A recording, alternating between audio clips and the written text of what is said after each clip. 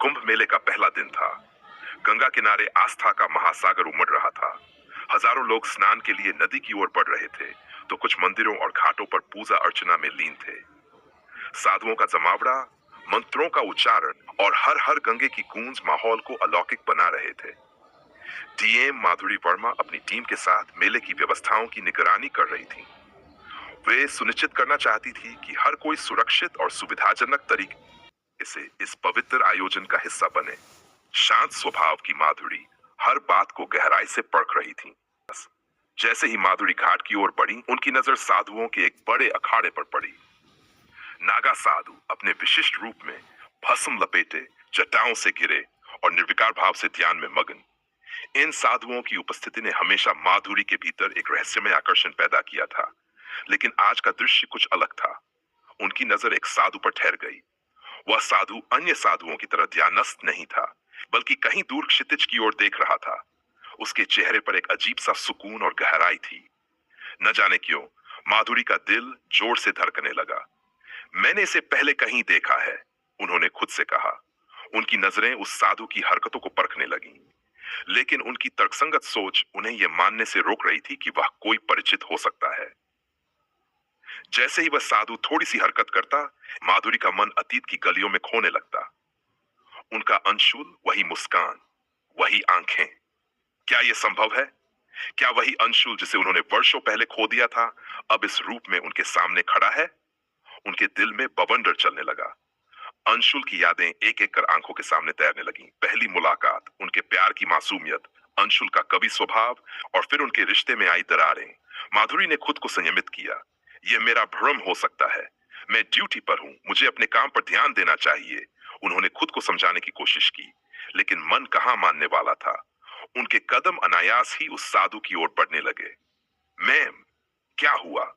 उनके सहायक ने पूछा। कुछ नहीं, बस यहां थोड़ा रुककर व्यवस्था देख रही हूं, बिस उन्होंने बात को टालते हुए कहा। लेकिन उनके भीतर एक तूफान उमड़ रहा था। उनका दिल और दिमाग दोनों अलग अलग दिशाओं में खिंच रहे थे। जैसे जैसे वे उस साधु के पास पहुंची, उनकी आंखें नम हो गई। वह साधु अब भी अपने ध्यान में था, जैसे इस संसार से परे किसी और ही दुनिया में खोया हुआ हो। लेकिन माधुरी को अब यकीन हो चला था कि यह अंशुल ही है।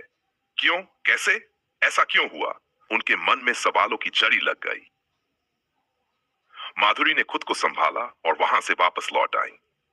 उनका दिल ये मानने को तैयार नहीं था कि यह केवल एक संयोग है। ड्यूटी खत्म होने के बाद उन्होंने तय किया कि वह इस रहस्य से पर्दा जरूर उठाएंगी।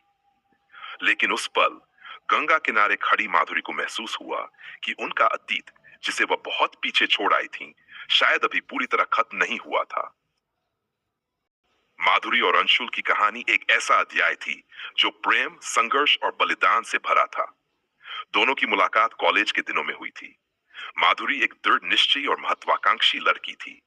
वह बचपन से आईएएस अधिकारी बनने का सपना देखती थी।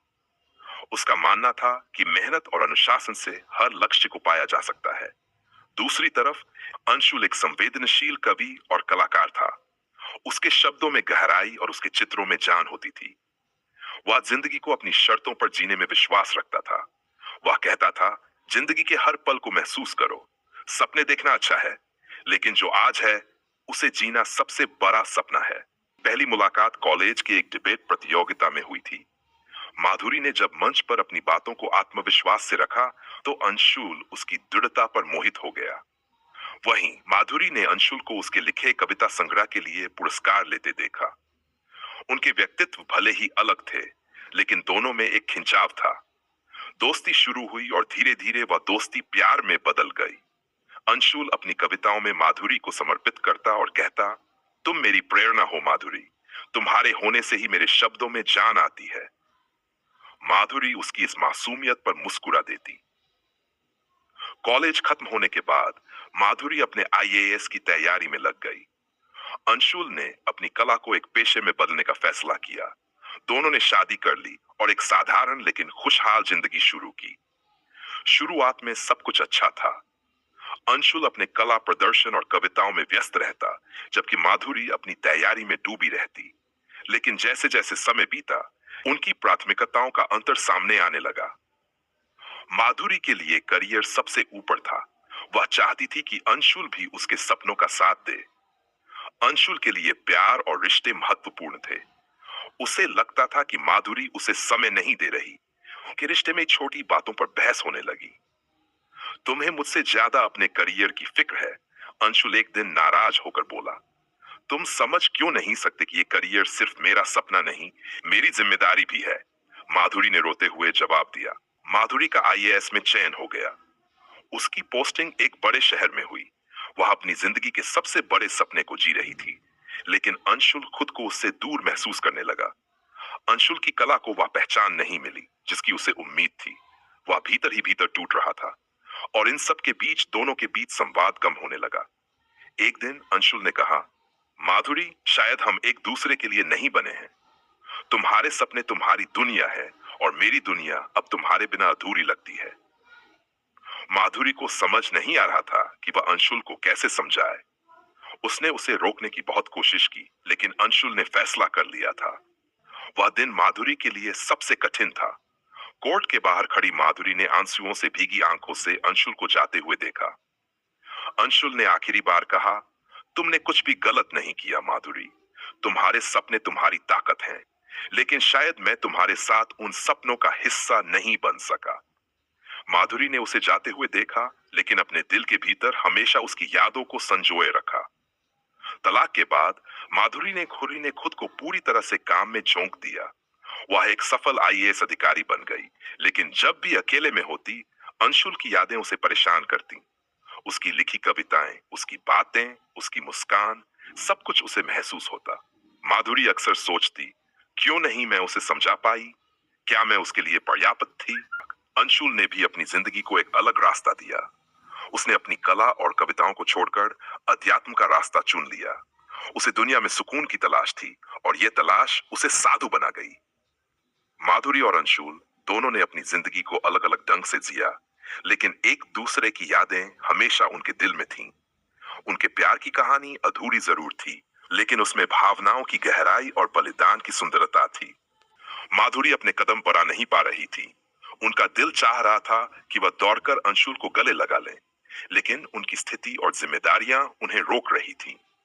उन्होंने धीरे धीरे अपने सहायक से कहा, तुम लोग व्यवस्था देखो, मैं कुछ देर के लिए यहाँ रुकती हूँ। वह साधु धीरे धीरे गंगा के किनारे चला गया। वह घाट पर बैठकर ध्यान करने लगा। उसकी हर हरकत माधुरी को तोड़ रही थी। पहला संवाद। माधुरी ने साहस जुटाया और घाट के पास पहुंची। साधु ने अपनी आंखें खोली, उनकी नजरें मिली। अंशुल? माधुरी की आवाज कांप रही थी। साधु ने शांत स्वर में कहा, मुझे साधु कहो, मेरा नाम अब अंशुल नहीं है। यह सुनते ही माधुरी की आंखों में आंसू आ गए। उन्होंने कांपते हुए कहा, तुमने मुझे पहचाना नहीं? मैं माधुरी हूं, तुम्हारी माधुरी। साधु की आंखों में हल्की सी चमक आई। उसने माधुरी को कुछ क्षणों तक देखा, लेकिन उसकी आवाज में कोई उत्साह या दर्द नहीं था।